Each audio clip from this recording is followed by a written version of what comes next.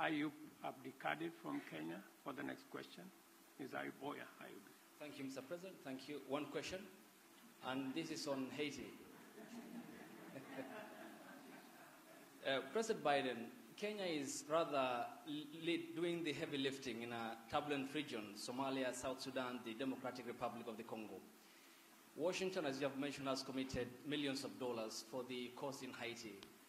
Isn't it ironic that while America is ending its forever wars in Afghanistan, the latest in 2021, under your leadership, when you withdrew troops from Kabul, and that you're committing Kenya to another foreign wars 12,000 kilometers away from Nairobi? I mean, why the discrepancy, why the dichotomy? While you're ending your forever wars, overseas wars, yet you're committing Kenya to Haiti. Can you explain that? Very easily. There's a reason why Afghanistan has been known as the graveyard of empires. The likelihood of anybody uniting Afghanistan is highly, highly, highly unlikely, number one. Number two, there are ways to control ISIS other than occupying Afghanistan. It was an unnecessary need. Now, with regard to Haiti, Haiti is in an area of the Caribbean that is very volatile. There's a lot going on in this hemisphere, and we're in a situation where we want to do all we can without us looking like America once again is stepping over and deciding this is what must be done. Haitians are looking for help, as well as the folks in the Caribbean are looking for help. And so we checked out with a number of other countries. The one who stepped up was Haiti.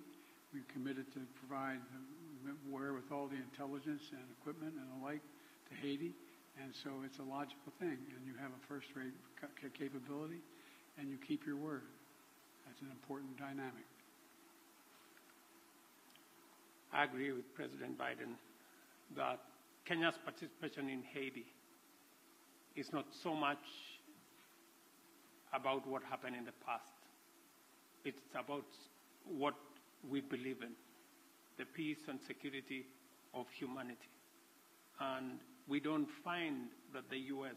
is committing Kenya because the U.S. cannot commit Kenya.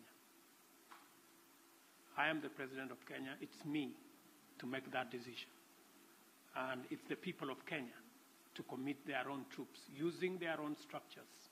We've gone through the processes in Kenya. Parliament has approved. We have a clear mandate. We have a clear framework.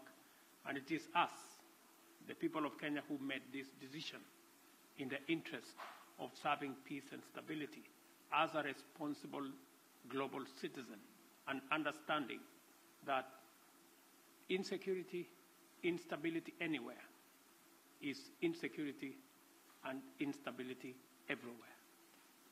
And by the way, you asked about, you implied that we weren't doing anything anywhere else. Well, we're kind of occupied around the world, but we're also engaged in Congo, in the neighborhood. And, you know, we can continue to help alleviate human suffering there. The United States is the largest humanitarian donor, providing $375 million in humanitarian funding just this year, including support for more than 6 million displaced people from the DRC. So we are engaged in more than one place. Follow up to my president, Dr. Ruto. You said that Kenya is committed, and in your Carter speech in Atlanta, you said it's based on humanitarianism, helping Haiti out. But can you explain the geopolitical goal, 12,000 kilometers away from Nairobi, when schools in the counties of Baringo, West Pokot, and Turkana have not yet opened because of the banditry problem, yet you are committing our national police force to Haiti, and where is the priority, this being one of your major manifesto pillars, talking about security, and to the extent that even the Defense Cabinet Secretary talked about the deployment of, if need be, the Kenyan military or the special personnel to make sure that schools are open, children go to school in areas that are bandit-prone in Kenya. Why are you committing to Haiti when we have a problem back home? Is it an irony that you are putting the fire in the faraway neighbor's home when our own home is on fire? Thank you very much. I made a commitment to the people of Kenya to sort out insecurity in the North Rift. I have followed that with action. As we talk, there are 3,000 military officers in the North Rift, 2,000 police officers in the North Rift. We have renovated the first 15 schools and completed. We have reopened 20 schools already that were closed in the North Rift. And that exercise is ongoing. We have made tremendous progress in making sure that we create security at home, but that does not take away our responsibility. Even as we were deploying troops and policemen in our own country, in North Rift, to sort out the banditry problem, we still deployed 1,000 troops to DRC Congo, because that is our neighborhood. We have 5,000 troops in Somalia, because equally that is our responsibility. And Haiti should not be an exception. That's why deploying 1,000 security men to Haiti speaks to the same belief and commitment to peace and security. Next question from April Ryan.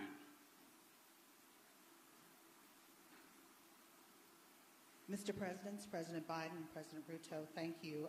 First of all, when you talk about Haiti, President Ruto, you said Haiti is a collective responsibility for all nations. And for you, Mr. President, President Biden, President Ruto, do you believe that these nations can break the back of this militia that has gripped the nation there? And also, when it comes to Congo, thank you, Mr. President, for bringing up what the United States is doing for the Congo, especially as that flag was behind you at Morehouse. Mr. President, could you tell me what the African Union is doing, as well as Kenya is doing, when it comes to the humanitarian crisis in the Congo? Thank you. What was my question? Sir, your question was Haiti. Can the United States and Kenya, or the nations collectively, break the backs of this coordinated militia that has the grips of the nation? That nation. Thank you. Yes.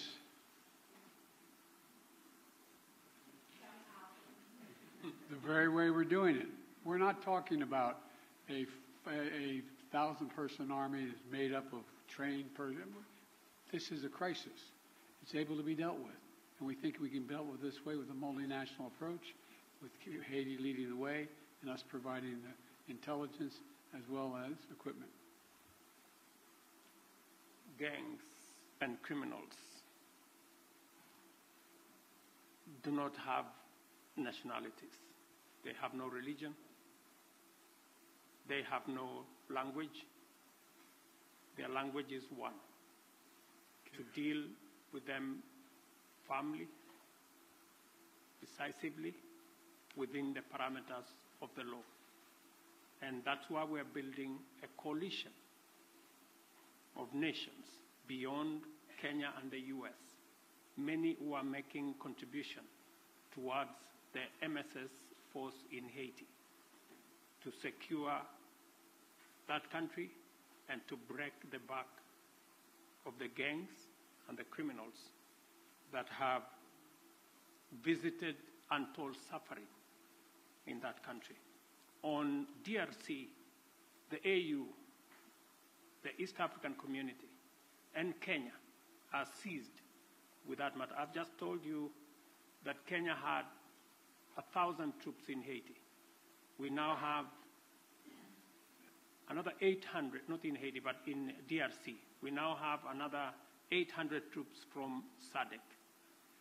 We are going to be having a meeting of the East African Community. I did send my my foreign minister to Kinshasa. They had a conversation. And shortly, we will be looking at how to begin the dialogue process under the Nairobi process, because we believe there is no military solution to what is going on in DRC, but instead, dialogue should be able to give us the necessary momentum and outcomes that would sell the matters in Eastern DRC. So both the AU, the East African Community, and Kenya as a country are seized of that matter. We know that the humanitarian crisis in Eastern DRC has displaced close to 7 million people And I want to thank the United States of America for stepping in with humanitarian support for that region, because it is a collaboration of different countries in different ways to deal with that situation. The rest of us are committing troops. We are committing deploying our infrastructure to facilitate the resolution of the matters in DRC.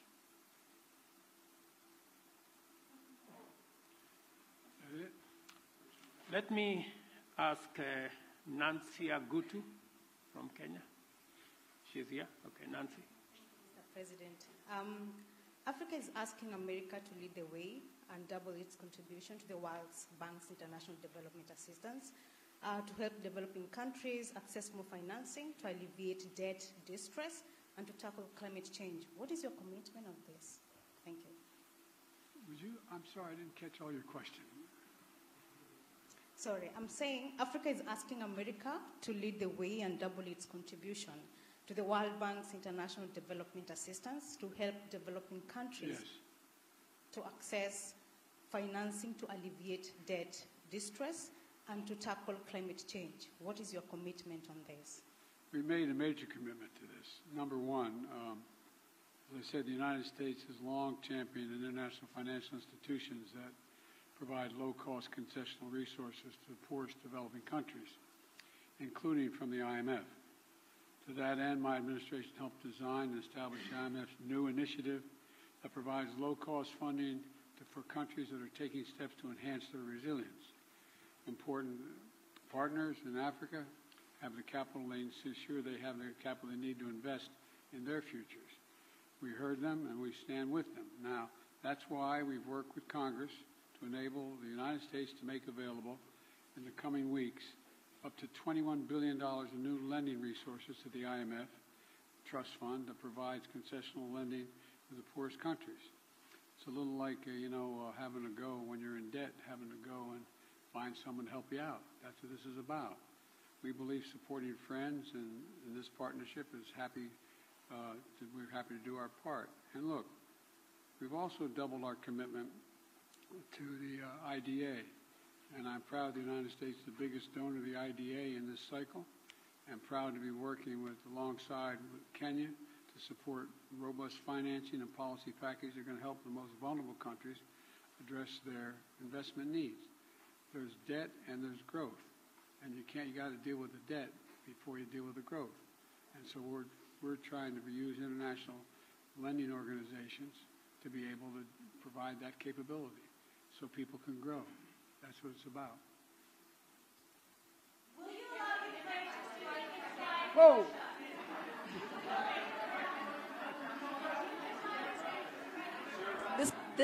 This concludes the press conference. Thanks, everybody.